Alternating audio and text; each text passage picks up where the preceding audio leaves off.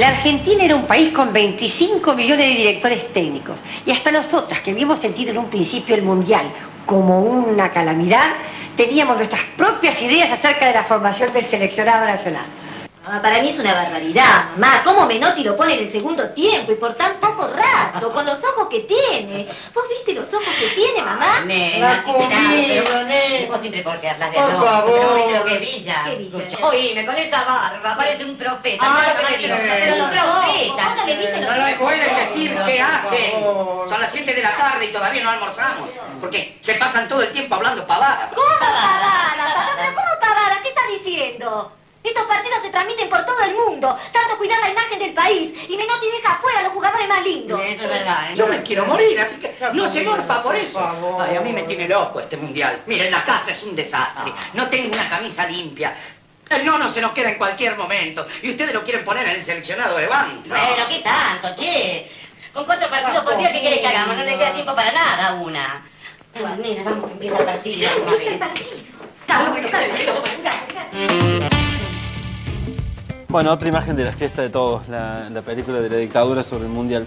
¿Qué pensás vos, Diego, de esto, ¿no? Me parece interesante esto que plantea Jimena, de reconocer el fútbol como un deporte hermoso que genera un montón de cosas, que genera, que sirve. Yo con mis amigos me junto a jugar al fútbol y soy el tipo más feliz de la tierra. Pero también esto otro, ¿no? Es indudable que socialmente tiene y políticamente es muy utilizado en diferentes aspectos. ¿Vos cómo lo ves? Lo veo como un deporte para muchas personas que lo practican por fuera del fanatismo incluso. Y también lo veo como algo bastante más que un deporte. Me parece que de alguna manera es como una especie de forma de mirar el mundo. Para un montón, sobre todo para un montón de hombres, para el género masculino. No me termina de... Me parece que tiene su valor eso, me parece que tiene como un valor cultural inmenso. Pero también hay un montón de cosas que cada vez me cuajan menos. Y tienen que ver sobre todo con lo que se le llama la cultura del aguante. Claro. Hay un sociólogo, Pablo Alabarce, es un sociólogo porteño, que trabajó bastante, no sé si lo has leído vos, pero con esa idea de la cultura del aguante. Hay un montón de gente en realidad trabajando eso, pero me gusta la posición de Alabarce porque traduce la cultura del aguante en una moralidad. Claro. En decir que se trata nada más y nada menos que de establecer un orden donde se distingue lo bueno y lo malo, y que eso sería como la medida de las cosas, que es bastante común, y no solamente en el mundo del fútbol, porque el fútbol me parece una manera de mirar muy propiamente argentina, porque comparte esa moralidad con otras esferas, como la política, como el rock, en algunas partes del rock. Y eso, bueno, es para analizarlo, es bastante complejo. Lo más interesante, lo más misterioso para mí es esto de que uno puede formarse socialmente o en alguna otra ciencia o en alguna otra disciplina y puede tener una autoconciencia como muy fuerte y controlada, y puede tener una conciencia del fenómeno, puede estudiarlo, puede abordarlo, puede pensarlo y demás, pero cuando suceden 3 o 4 cosas que sí corresponden a la dinámica del deporte, te olvidas de todo. Y eso también tiene como está en el orden de la pureza, ¿no? Un sentimiento que está en el orden de la pureza, como el miedo, como la vergüenza, que no sé bien de dónde viene, pero que me parece súper misterioso y copado, ¿no? ¿Franco? Por ahí, ya que él lo nombró, el Diego lo nombró, el Pablo Alabarce, nosotros, bueno, también hemos hecho algunas lecturas de él, y a mí hay algo que me llama la atención, y que él plantea el fútbol, al deporte en general, pero el fútbol en particular, en el caso argentino, como una máquina cultural productora de nacionalidad. Yo recién cuando me preguntaba, yo hablaba como hincha, digamos. Esta sería la explicación de por qué me pone en piel de gallina ver el gol de Maradona, digamos. Y por qué nos identificamos, no necesariamente la clase baja, la clase media y la clase alta, porque eso tiene el fútbol también, que a nivel de heterogeneidad de clases sociales es el deporte popular por excelencia, además el fútbol. No como otros deportes que por ahí sí marcan una diferencia a nivel de clases. El fútbol suelen coexistir en el ámbito del fútbol todas las clases sociales. En relación a lo otro, por ahí lo que a mí se me ocurría era que el deporte, y el fútbol en particular, tiene una característica singular, que es la de tener ductilidad. ¿Qué significa? El deporte puede conducir a la rebelión como puede conducir a la dominación. Y tenemos ejemplos nítidos de eso, lo que vemos en los videos con el caso del Mundial del 78 acá en Argentina. Videla, si uno ve el discurso de apertura del Mundial del 78 de Videla en su discurso dice que en unión por la paz y la diversidad, etcétera, etcétera, planteando un discurso pacífico, a nivel político, cuando en realidad a 3 cuadras del estadio estaban matando gente, estaban desapareciendo gente. Entonces hay una clara muestra de cómo el deporte ahí ocupó un lugar que sí funcionaría como opio de los pueblos, digamos. Estaba el estadio lleno de gente y a 3 cuadras estaban llevándose una persona detenida ilegalmente. Ahora bien, si uno ve un ejemplo, por ejemplo, como Sócrates en Brasil, el jugador brasilero Sócrates, que planteó en el Corinthians, en su equipo, una democracia participativa para tomar decisiones en pleno estado de dictadura que había en Brasil, uno puede ver que el mismo deporte puede ser utilizado para la rebelión. Entonces, ¿qué pasa? Tiene esa característica el deporte y el fútbol en particular. Puede ser utilizado con fines de emancipatorios o con fines de dominación. Claro.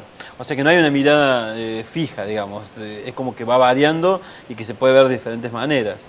¿Vos qué pensás de eso?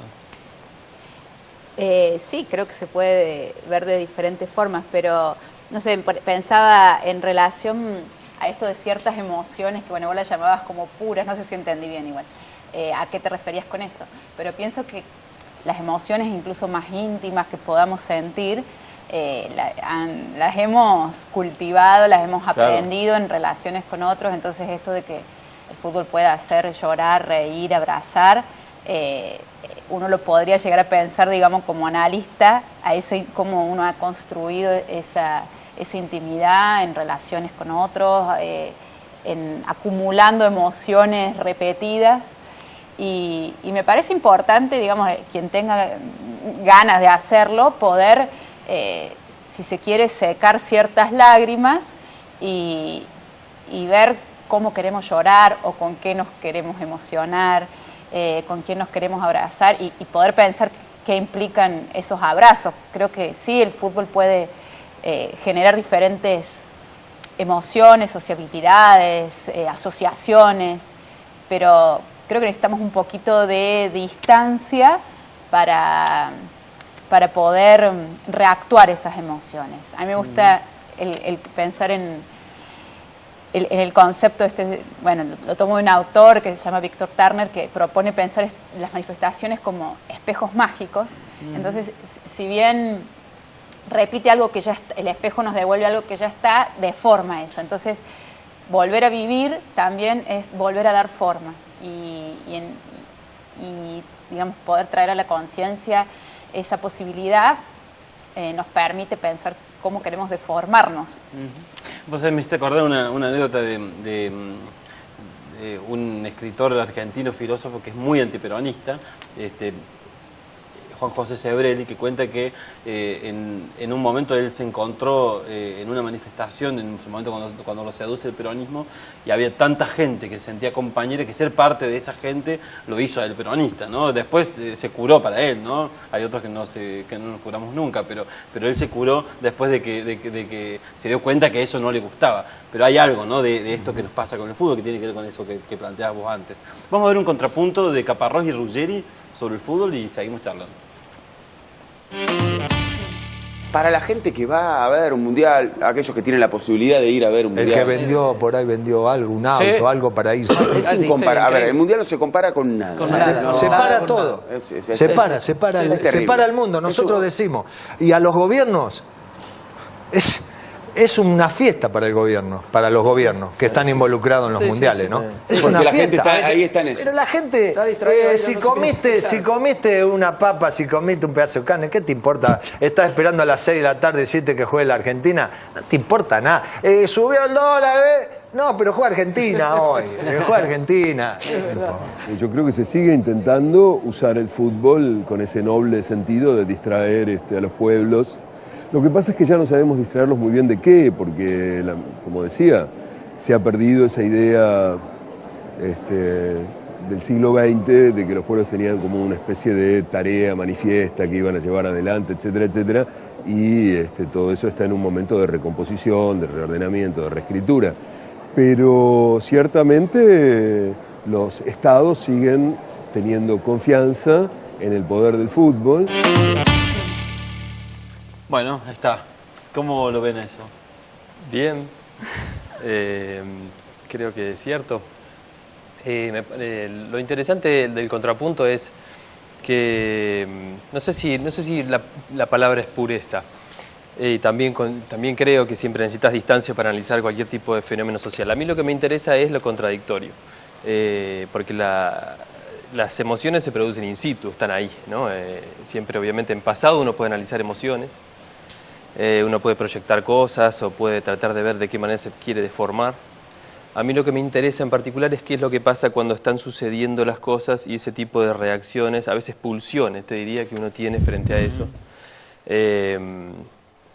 Eso es lo que me interesa, lo que no se puede explicar, incluso entre los que intentamos a veces explicar determinados procesos sociales y demás.